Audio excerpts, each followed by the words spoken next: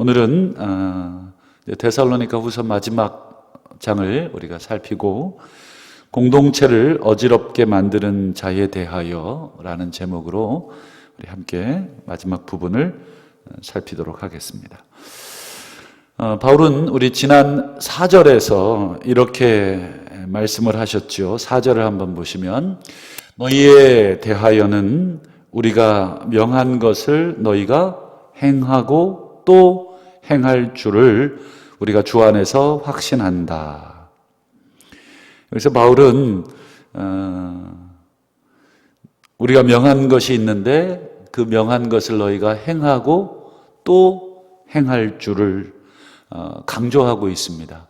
한마디로 바울이 지금 굉장히 중요한 얘기를 거듭 이야기하고 있는 부분인데 데살로니가 교인들에게 행하고 또 행할 줄을, 그러니까 뭔가 의미 있고 중요한 얘기를 또 할 거라는 얘기고 그것에 대해서 너희가 순종해 줄 줄을 믿는다 하고 다시 한번 이야기하면서 그 구체적인 이야기들을 6절에서 다시 합니다. 한번 6절 상반절을 보시면 형제들아 우리 주 예수 그리스도의 이름으로 너희를 명하노니.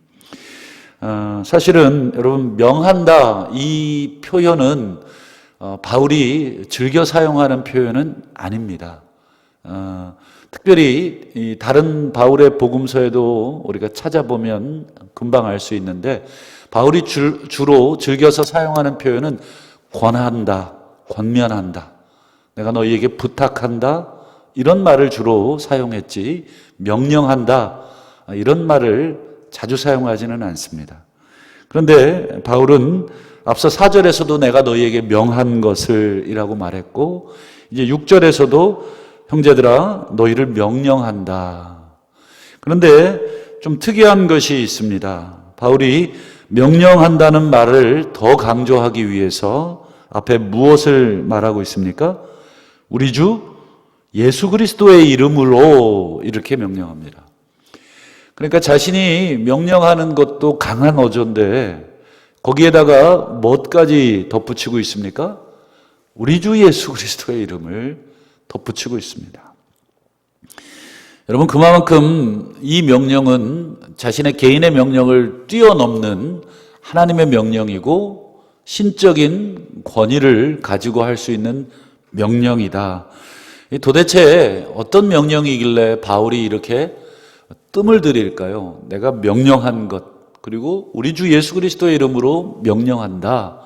그리고 너희가 내가 명령한 걸 행하고 또 행할 줄을 내가 확신까지 한다. 참 이 되게 강력한 어조로 바울이 이야기하죠. 그럼 바울이 명령하고 있는 내용을 우리가 6절 하반절을 통해서 한번 보실까요? 6절 하반절. 자, 구체적으로 나오죠. 게으르게 행하고 우리에게서 받은 전통대로 행하지 아니하는 모든 형제들에게서 떠나라. 참 이게 쉽지 않습니다. 여러분 공동체 안에 특정한 어떤 형제들이 있는데 그 사람들에게서 떠나야 되는, 지금까지 같이 신앙생활을 잘하고 있다가 떠나야 되는 상황인데 여러분 쉽지 않습니다. 그런데 바울이 쉽지 않기 때문에 바울이 거듭 뭐라고 합니까? 내가 너희에게 명한 것을 너희가 순종하고 또 순종할 줄을 확신한다. 그러니까 너희들이 내 말에, 근데 이 말은 내 개인적인 말이 아니라 우리 주 예수 그리스도의 이름으로 내가 너희들에게 하는 말이다 라고 할 만큼 사실 굉장히 어려운 요구를 하고 있다 하는 것을 보게 됩니다. 여러분 어제까지 함께 신앙생활을 그래도 하고 있던 지체를 떠난다 하는 것은 쉽지 않죠. 근데 어떤 형제들을 떠나라고 합니까? 다시 6절 하반절을 다시 보시면 조건이 있습니다. 그냥 막 떠나서는 안 되는 거죠. 어떤 사람을 떠나라고 합니까? 게으르게 행하고 우리에게서 받은 전통대로 행하지 아니하는, 이게 조건입니다.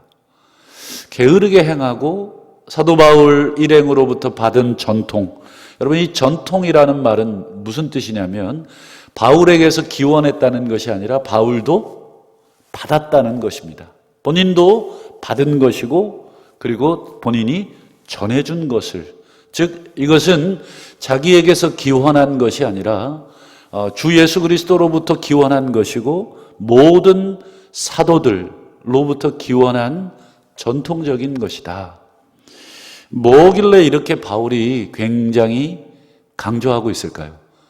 주 예수 그리스도의 이름으로 그 다음에 우리가 받은 전통을 운운하면서 도대체 교회 내에 어떤 전통을 받았고 전해줬기에 바울이 그렇게 얘기하느냐.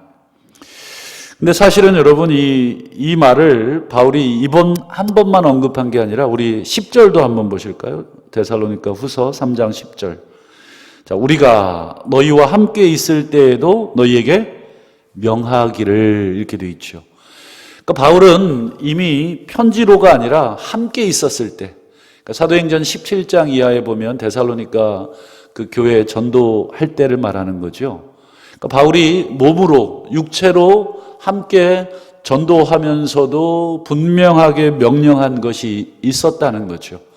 그러니까 데살로니가 교인들은 이미 여러 차례 바울이 함께 있을 때, 그리고 우리가 후서를 살펴보고 있는데 전서에서도 또 여러 번 바울이 명령한 것이 있는데, 다시 한번 데살로니가 후서 마지막 이 3장에서 다시 한번 명령한다. 10절 끝에 다시 보시면 누구든지 일하기 싫어하거든 먹지도 말게 하라. 교회 내에 어떤 사람이 있었던 겁니까? 일하기 싫어하고 다른 사람에게 계속 피해를 주는 성도들이 있었습니다. 이들로 인해서 공동체가 지금 좋지 않은 상황까지 처해지게 된 것이죠. 말씀드린 것처럼 데살로니가 전서에서도 2번이나 이런 사람들을 언급한 적이 있었죠. 우리 기억나시는지 모르겠는데 우리 4장 데살로니가 전서 4장 11절을 한번 띄워주시면, 또 너희에게 명한 것 같이 조용히 자기 일을 하고 너희 손으로 일하기를 힘써라. 여기서도 명한다, 명한 것 같이, 여기서도 명령을 했군요. 그러니까 바울은 이 문제만큼은 권면의 문제도 아니고 설득의 문제도 아니고 반드시 주 예수 그리스도의 명령으로서 명령하는 것입니다. 여러분, 교회 내에 게으른 사람들이 있다.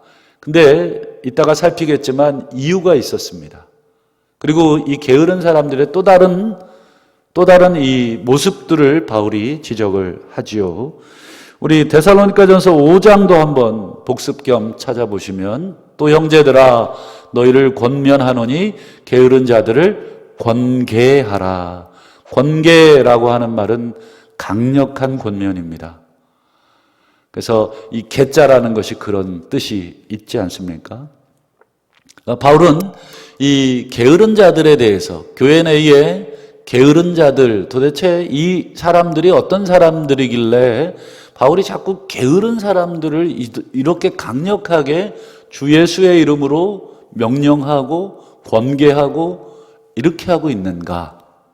그거 한 번도 아니고 전서에서도 2번, 또 편지 쓰기 전에 이미 만났을 때도 또, 그리고 오늘 데살로니가 후서를 마무리하면서 또 바울은 왜 이런 자들을 강력하게 명령조로 이렇게 하는가? 그러니까 바울은 참 안타까웠던 것 같습니다. 본인이 있을 때에도 그런 자들을 권계하고 명령했고, 또 전서에서도 여러 차례 본인이 이야기했는데도 불구하고 여전히 데살로니가 교회 내에 이런 자들이 있다 하는 것을 보고는 아마 이번에는 더 강력한 표현을 사용하고 있죠. 우리 주 예수 그리스도의 이름으로 명령한다. 그러니까 여러분, 이 명령을 더 이상 듣지 않는 것은 하나님의 심판을 자초하는 행위이다 하는 마지막 소위 말하는 경고문을 그들에게 보내고 있는 것이고, 또 그들에게뿐 아니라 게으른 자들에게뿐 아니라 동시에 이제 여러 성도들에게까지 함께 이 문제를 해결해 줄 것을 어떻게 합니까? 부탁하고 있고, 너희들이 내 말에 순종해 주고 또 순종해 줄 줄을 확신하고 이 글을 쓰고 있습니다. 여러분, 이 정도 사도 바울이 강하게 얘기했을 때 데살로니가 교인들의 반응은 반드시 있어야 합니다. 만약에 그런 반응이 없다 그러면 바울에 대한 무시요, 하나님에 대한 무시로 아마 바울과의 관계가 데살로니가 교인들은 어려워졌을 거다 생각을 하게 되죠. 여기서 사도 바울은 이제 교회 내의 게으른 자들을 향해서 뭐라고 권면하기를 그치고 이제는 성도들을 향해서 권면하죠. 그들에게서 떠나라. 여기서 여러분, 떠나라는 말, 이게 이제 오해를 일으킬 수 있는데, 관계를 끊어버려라, 그들을 내쫓아버려라, 이런 강력한 표현이 아닙니다. 그래서 떠나라고 하는 말은 거리를 둬라 이런 뜻입니다. 쫓아버려라가 아닙니다. 가까이 사귀지 말라 하는 뜻입니다. 여러분, 요즘이야 개인주의가 팽배해서 여러분 혼자 지내는 것이 아무렇지도 않은 시대가 됐죠. 예전에는 저희들 식당에서 밥 혼자 먹으면 좀 뻘쭘했는데 요즘은 혼밥이라 그래서 혼자 밥도 잘 먹습니다. 그게 요즘은 하나의 젊은이들 사이에 트렌드가 됐죠. 제가 예전에 한 10몇 년 전에 한번 일본을 간 적이 있었는데 일본에 특이한 걸 봤어요. 그게 뭐냐면 혼자 이렇게 벽 보고 식사하는 그런 공간이 있더라고요. 칸막이를 이렇게 쳐놓고. 이게 뭔가 했더니 일본 사람들이 이게 혼자 먹는 거예요.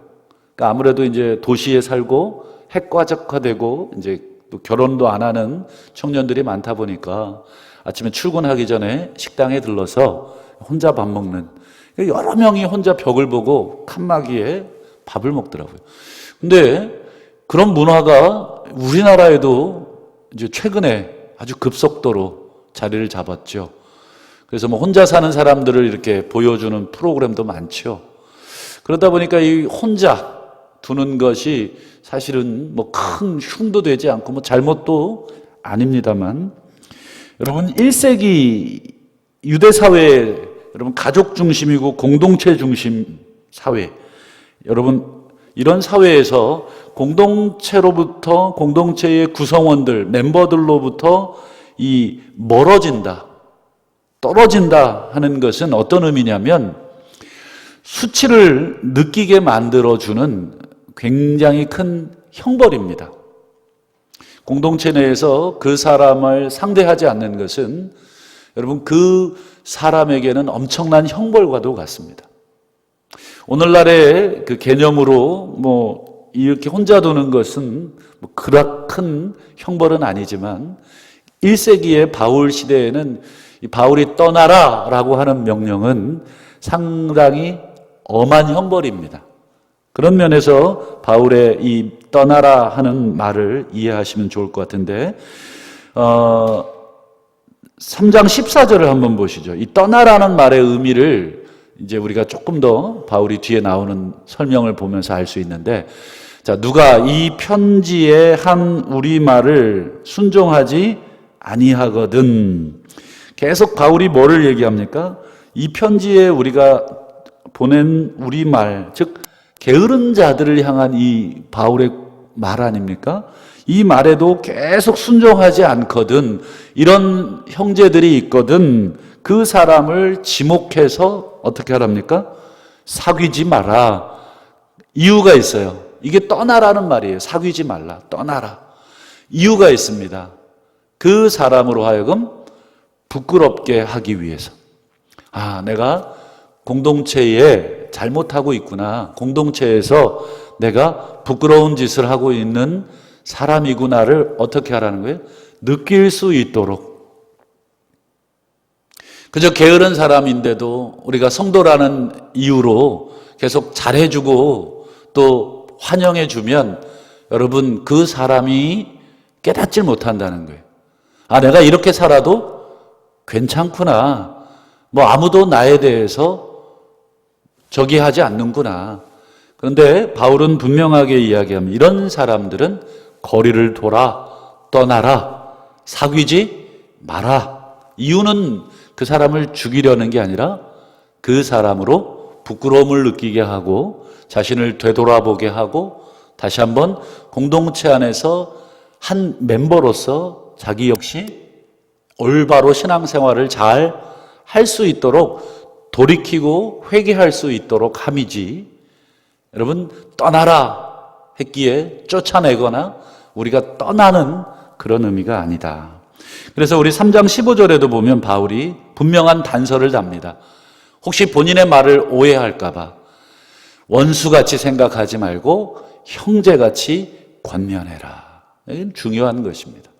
여러분, 우리가 누군가를 공동체 내에서 대할 때에 있어서 여러분, 단호함과 따뜻함을 우리가 동시에 견지한다는 것이 쉽지는 않습니다만 바울의 권면에 있어서는 여러분, 분명한 것은 원수가 아니라 돌이킬 수 있는 형제임을 먼저 염두에 두고 대하는 것이다 하는 것을 이야기합니다.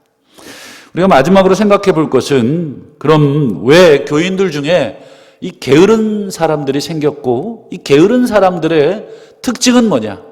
단순히 성격이 좀 남보다 게을러서 그런 거냐? 아니면 단순히 게으른 것, 이게 무슨 문제가 된다고 그러느냐? 바울이 너무 민감하게 반응한 거 아니냐? 그 이유가 있습니다.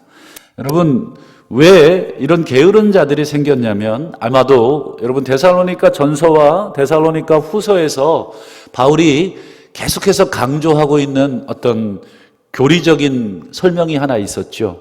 그게 뭐든가요? 종말론. 종말에 관해서 바울이 다른 서신서들에 비해서 이 데살로니가 전서와 후서에서는 상당 부분 많이 다뤘습니다.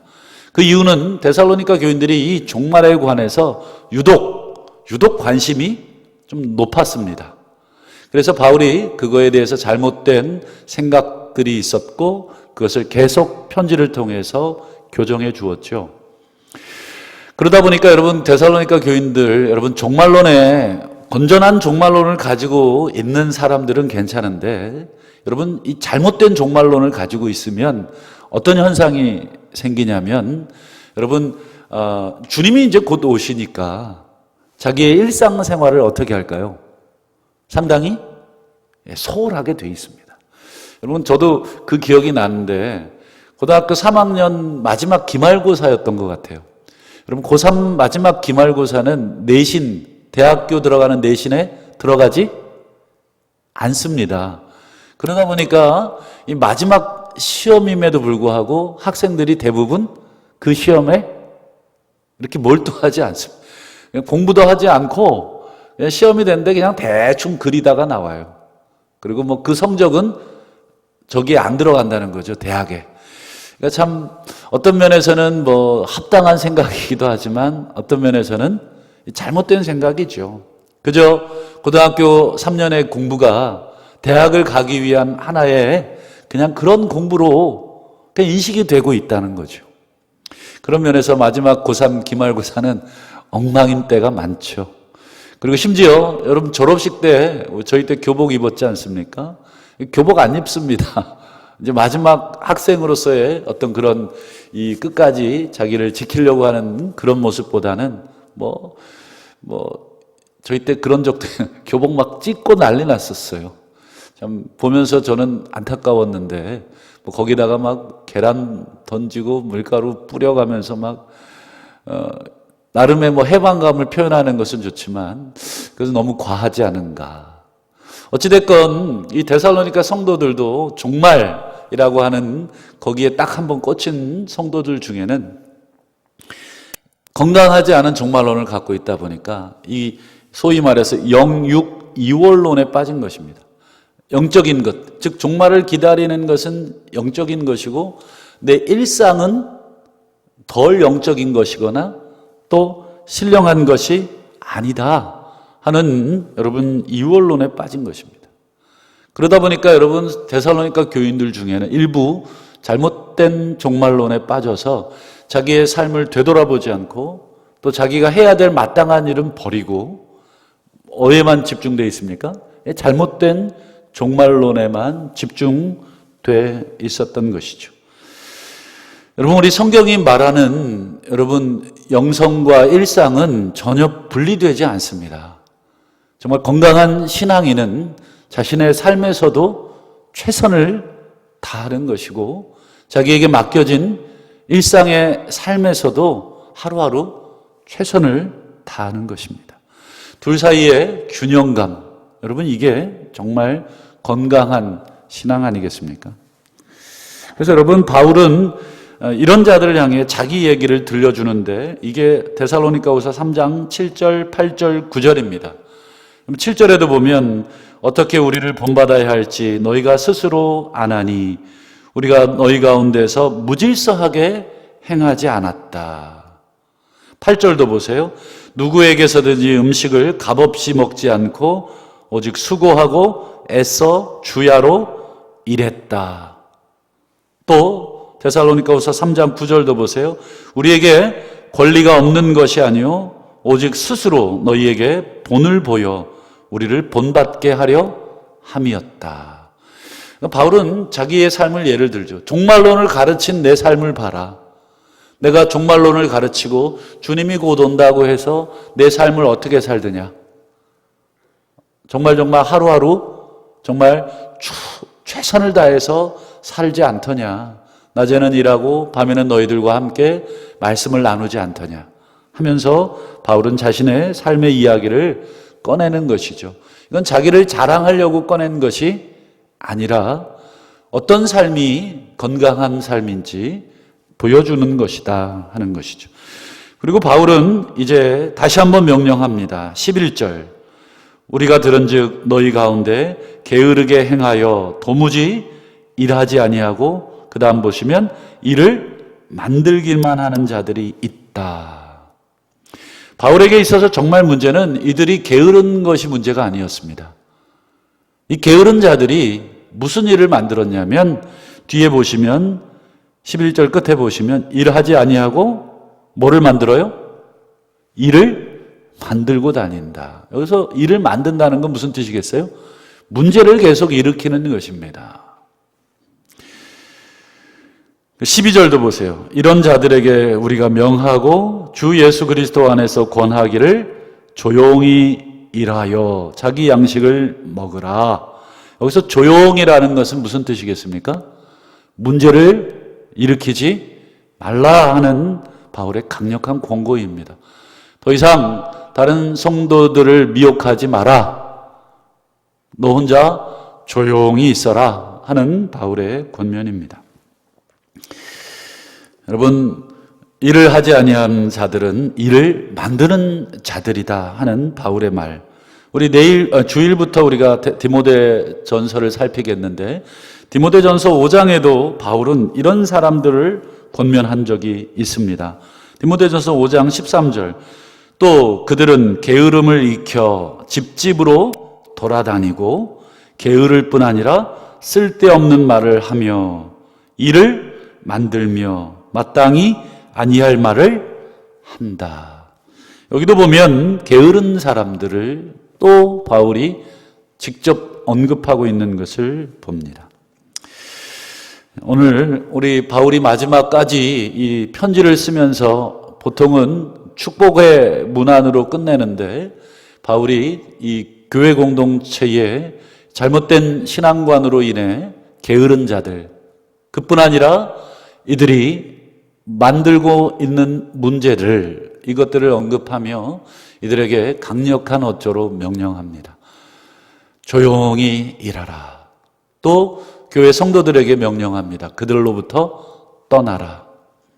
여러분, 교회 공동체를 먼저 생각하고 있는 바울의 이 모습을 우리가 기억하며 먼저는 우리가 건강한 신앙인으로서 우리에게 주어진 임무를 충실히 하다 보면 여러분 교회 내에서 문제를 만들거나 일을 만들거나 또 전혀 엉뚱한 말을 만들지 않는 것입니다.